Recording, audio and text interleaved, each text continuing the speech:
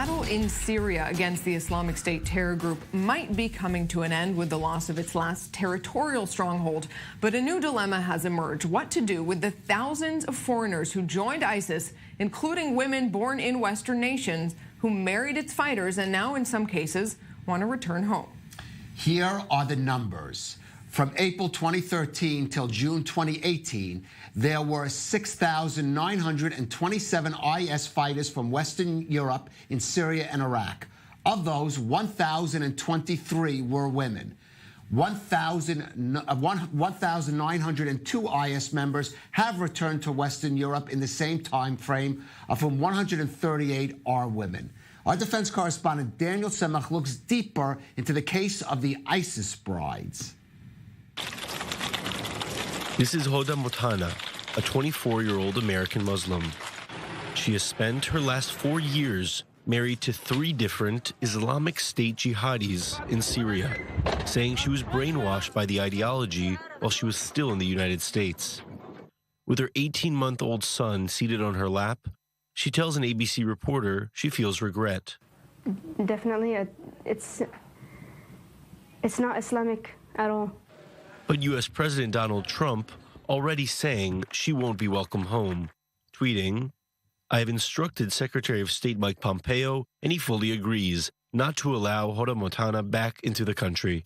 The U.S. government says she is not considered a citizen, so she has sought the services of a lawyer. Absolutely clear that Huda Muthana was born in New Jersey in 1994. She's a U.S. citizen. She was given a valid passport, and it's really, really troubling to see that decades later now the U.S. government is claiming she wasn't a citizen. Essentially, the government would have to charge her with going over there and marrying an ISIS fighter. You know, and what kind of crime is that?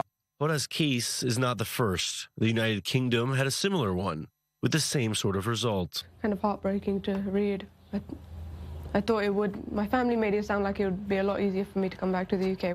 While these former IS brides feel regret for their actions, it's not a sentiment resonating with the decision makers, at least for now.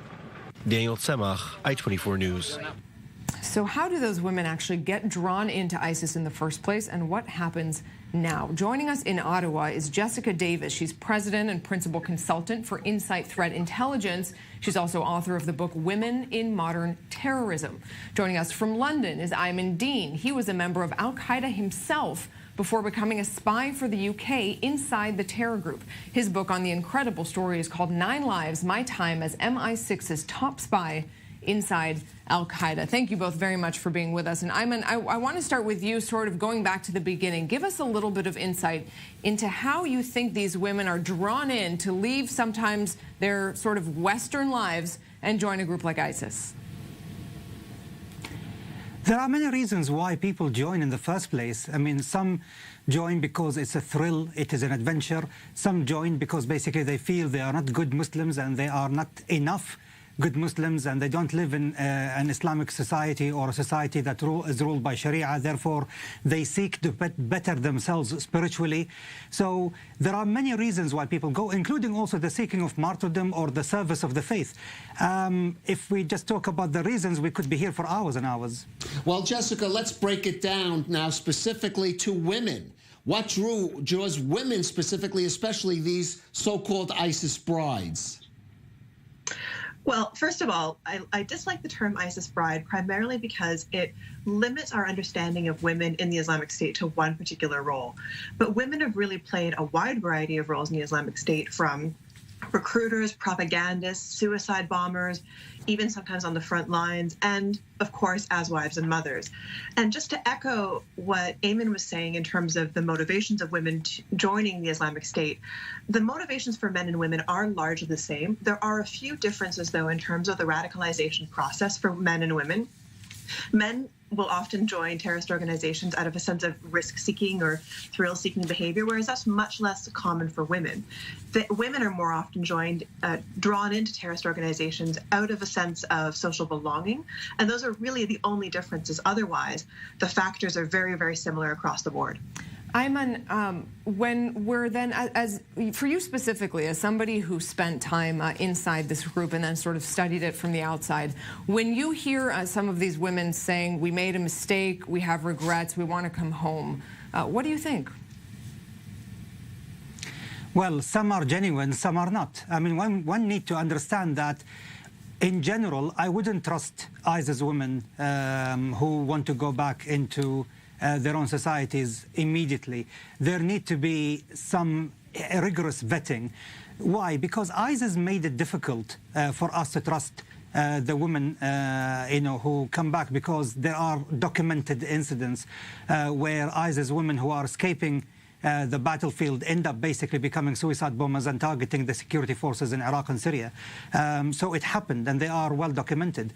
So the only way I could trust an ISIS woman, coming back into the West, is for them to sing like a canary to the security services and divulge all information and intelligence that they possess on the group. Only then, after months of debriefings, you can ascertain whether you can trust them or not, especially if they divulge information that could damage the group. Well, Jessica, the UK and especially the US have moved quickly to simply block these women from returning, stripping them of citizenship or other means. You tweeted just, I believe, yesterday that de-radicalization and rehabilitation are also crucial aspects of dealing with them. What do you think the right approach should be? From my perspective, the right approach is not to leave them in Syria and in Kurdish custody. Countries have a responsibility to repatriate the people who left their countries and joined the Islamic State, joined a terrorist organization. We may not like that. I mean, certainly no one in Canada is interested in having Islamic State fighters or anyone who's joined the Islamic State back in Canada, but it's our responsibility because we allowed them to go and join a terrorist organization. It's then our responsibility to make sure that we monitor the threat. Now, ideally, what I'd like to see happen is all of the foreign fighters come back to whatever country that they were from and be investigated, ideally prosecuted for whatever crimes they did commit. And in Canada, traveling to join a terrorist organization is a criminal offense. And then if we cannot, for whatever reason, obtain a prosecution, then our security and intelligence services need to step in, conduct assessments about the threat that these women could pose. And part of the problem around that, though, is that we don't really know what they've done or what kind of training they've had overseas. And so, as Aimen was saying, we need to establish trust with them. Part of that is absolutely them being debriefed by security and intelligence services. And part of that is seeing them be genuinely contrite for their actions. All right. Unfortunately, we have to wrap here, but a fascinating conversation that is really relevant, as we see not just in those cases for the U.S. and the U.K., but more broadly now as the war against ISIS, it seems is over, but clearly is not really. Jessica Davis in Ottawa and Aimen in London.